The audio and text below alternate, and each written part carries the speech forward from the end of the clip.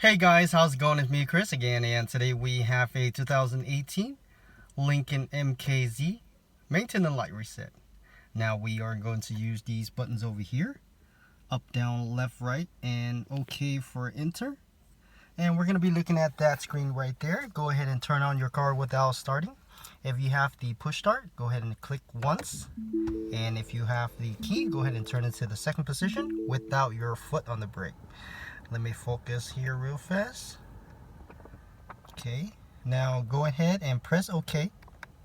Keep pressing OK until it disappears. And now use your left, click left to go to this page. Now when you get here, go ahead and scroll down to setting.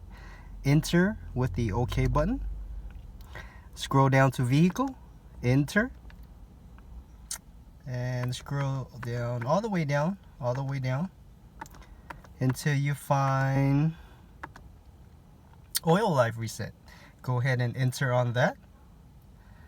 Now go ahead and hold the OK button.